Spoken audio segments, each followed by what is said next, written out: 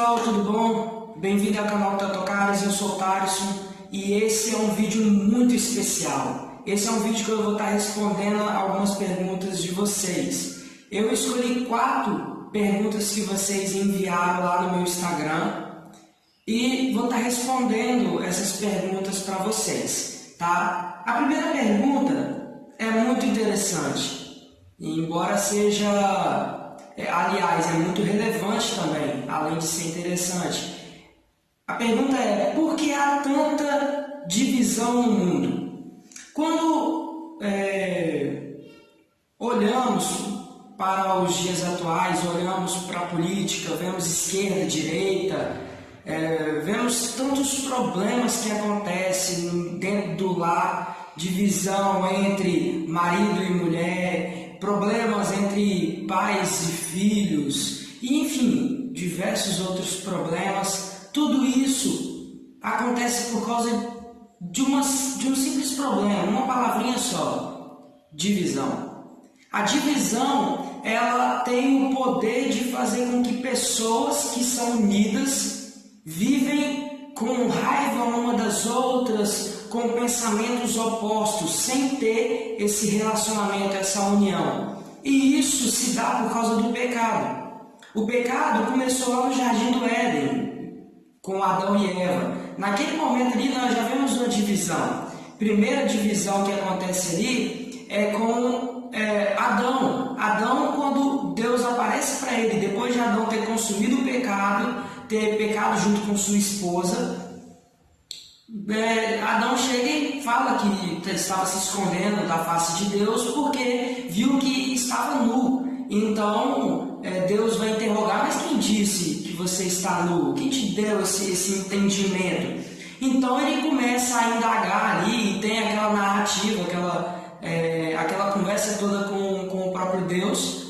E ali Adão fala: mas foi a mulher que tu me destes. Ele já joga a responsabilidade para a mulher sem assumir a responsabilidade. Quando Deus vai até Eva, ela chega e fala que não foi ela, mas que foi a serpente, o animal que Deus havia feito. Então nós vemos aqui três divisões.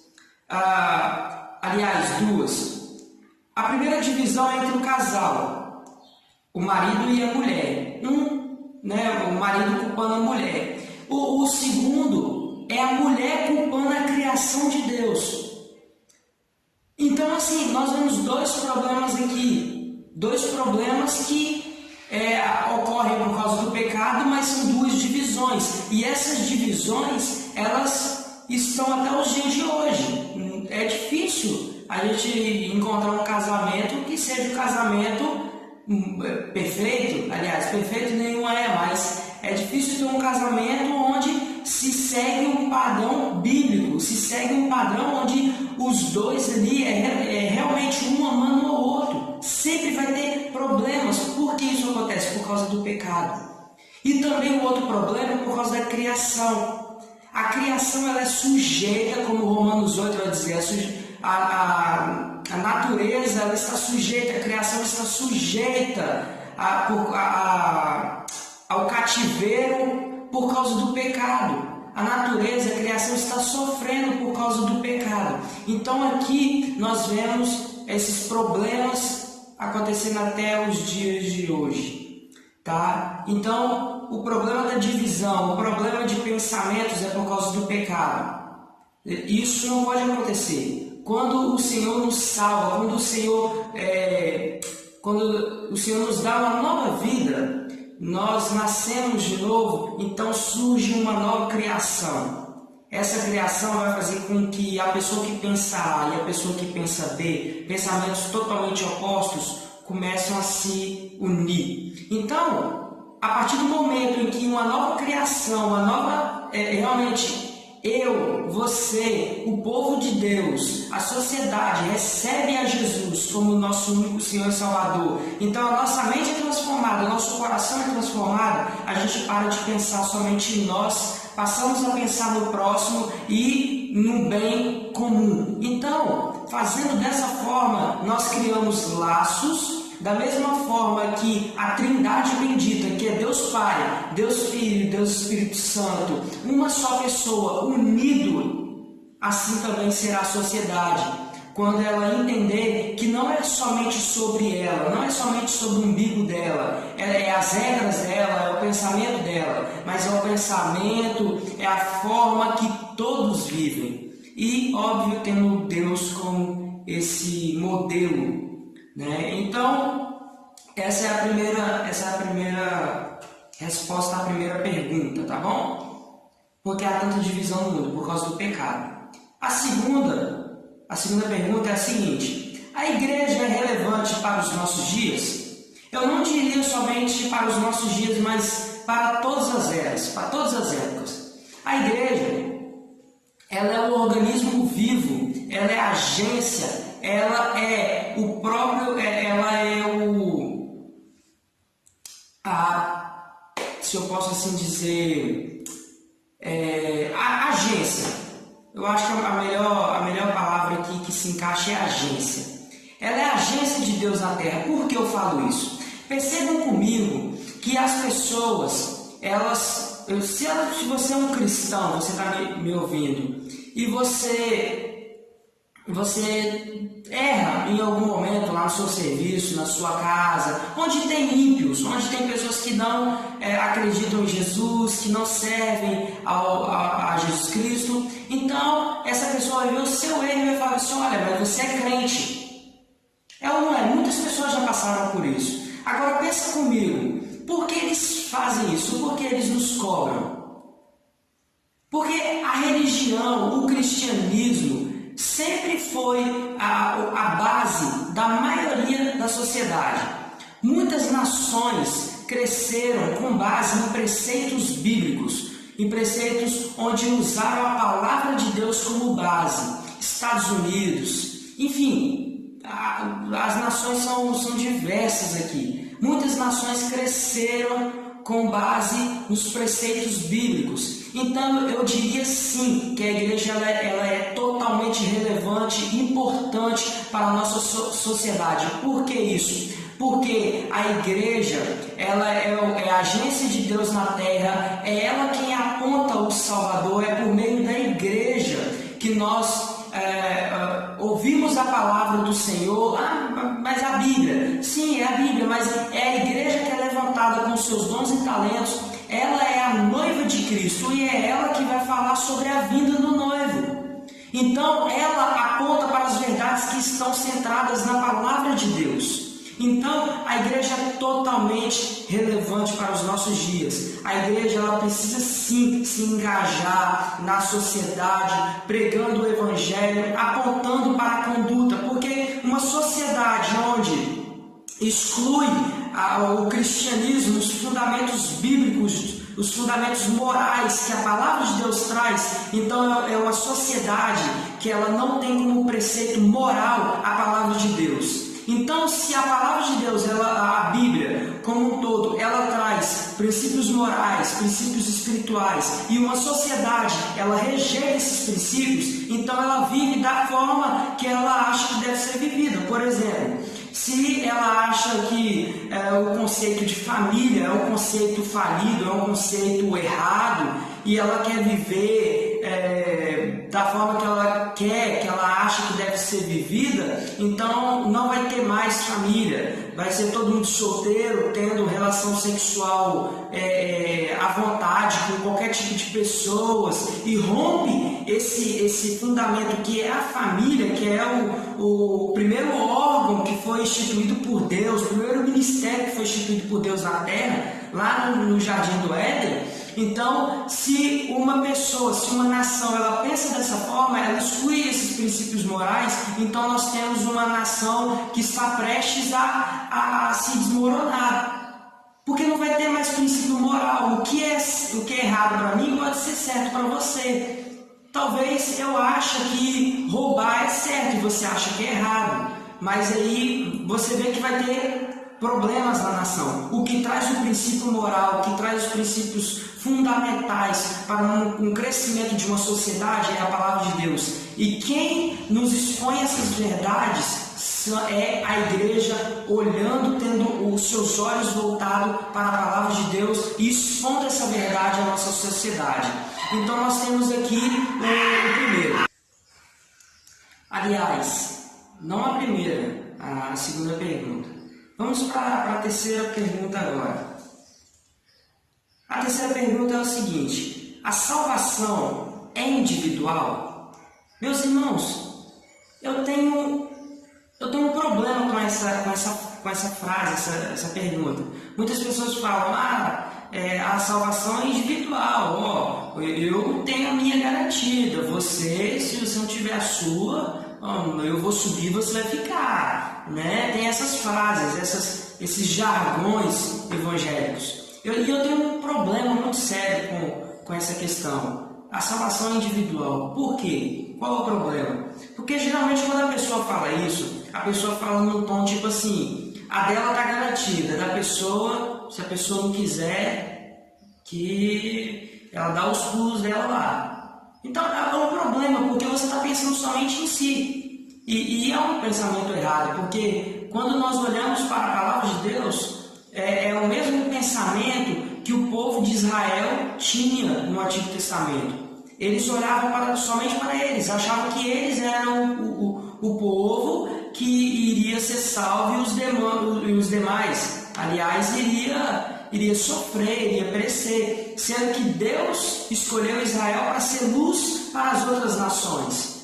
Então, se Deus salvou você, querido, se Deus me salvou, é para que eu e você seja luz para as outras pessoas. E não o oposto disso, falar para ela, se você não consertar a sua vida, querido, minha salvação está certa, a sua, se você não melhorar, as coisas não vai dar certo.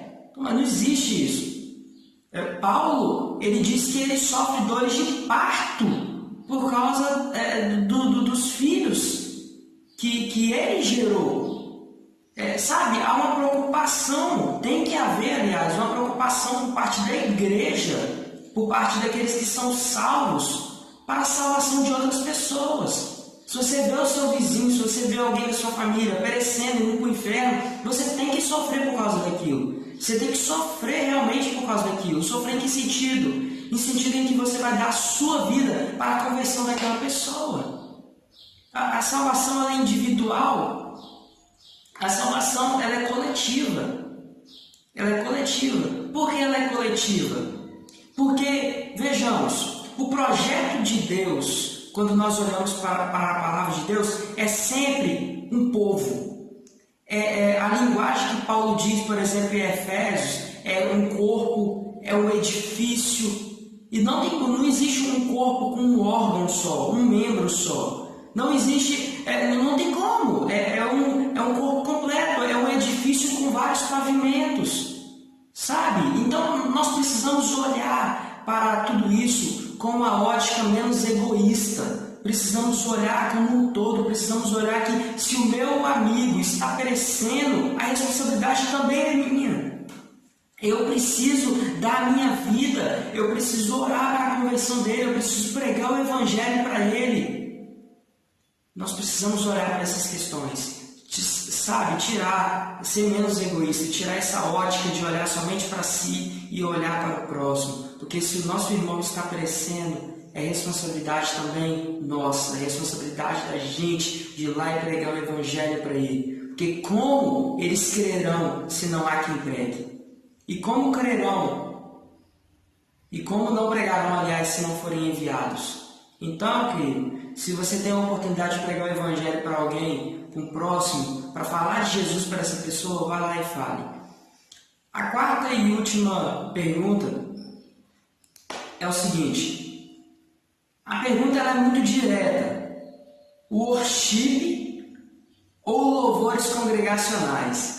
E é interessante porque são estilos diferentes, né? Mas a ideia aqui da pergunta é o louvor certo para ser tocado, né, nos nossos cultos. Quando olhamos para o culto do Senhor e vemos na palavra de Deus qual é a maneira que Deus quer ser louvado, nós aprendemos que nós devemos cantar a palavra. Precisamos cantar quem Deus é, o que Deus faz. Precisamos cantar a palavra de Deus, a doutrina de Deus. Precisamos cantar tudo aquilo que os 66 livros da Bíblia diz. Cânticos espirituais, como Paulo diz, em Colossenses, se não me falha a memória. Hinos, salmos e cânticos espirituais, louvando, entoando cânticos entre si. Então, quando nós olhamos para isso, nós precisamos ter esse pensamento. Quando eu vou louvar o Senhor, na casa dele, eu preciso ter em mente que o louvor, em primeiro lugar, precisa ser bíblico, precisa ter uma teologia saudável. Em segundo lugar, precisa ser um cântico que toda a igreja vai conseguir cantar. Não importa, porque são dois estilos aqui. O worship, um louvor no estilo americano de ser, né, as igrejas, Hillsongs, enfim, entre outros ministérios, tem esse estilo de adoração, e a igreja brasileira adotou muito esse estilo americano de adoração. E temos o louvor congregacional, que são estilos antigos. Nós temos aí cantor cristão, inário, harpa, enfim, vários estilos, né, antigos também. E quando olhamos para isso, precisamos ter em mente que não importa o estilo. Se a sua igreja ela consegue cantar rock, sabe, não tem problema. Se a sua igreja, todos os irmãos, desde o mais novo até o mais velho, conseguem cantar rock, então que cante rock. O problema não é o estilo, o problema é se a igreja consegue cantar, porque a igreja é um corpo, então precisamos olhar para todos. Se a sua igreja é constituída por 50, 60% dos membros que são idosos e eles não conseguem acompanhar o louvor, então precisa ter uma modificação aí, porque esses idosos precisam cantar também, eles precisam participar, porque a adoração é em conjunto e não individual. Então essa ideia, que infelizmente é uma ideia negativa que o worship trouxe, de uma adoração particular, ali você se entrega ao Senhor e tudo mais, traz um problema, porque aquele momento, o momento do culto, é a adoração coletiva. A adoração particular é você lá na sua casa, em ambientes onde vai estar você e Deus. O momento onde você vai estar na igreja com os seus irmãos, é para ter uma oração, para ter um louvor coletivo, onde todos estarão entoando cânticos ao Senhor. Lembrando que intimidade, querido, intimidade é a sós, é você com Deus. Intimidade no coletivo é pornografia. Nós precisamos ter isso em mente, porque nós temos alguns cultos em algumas igrejas onde as pessoas elas conversam com Jesus, elas adoram ali como se elas estivessem no quarto delas, e aquilo lhe traz escândalo, porque a intimidade é você e Deus. O que você faz lá, se você gosta de ficar deitado no chão, se você gosta de ficar em pé, se você gosta de ficar sentado, plantando bananeira, não importa, mas é a sua intimidade com Deus, é lá no seu quarto. Agora, quando você traz isso para o público, gera escândalo. Por quê? Porque o local da igreja que tem um objetivo só, adoração coletiva. Então são todos juntos, unidos, adorando ao Senhor, e não você somente ali em particular, cada um, 50 pessoas no mesmo lugar, cada um individual. Não, é todo mundo junto. Então, respondendo a pergunta, worship ou louvores congregacionais, não importa. O que importa é a letra, se é bíblica, ou se o louvor todos conseguem cantar. E eu fico por aqui, o vídeo já está ficando enorme, tá? Que Deus possa abençoar a sua vida. Se inscreva no nosso canal, ative o sininho, deixe o seu gostei, compartilhe com o máximo de pessoas que você conseguir. Que Deus te abençoe. Um abraço.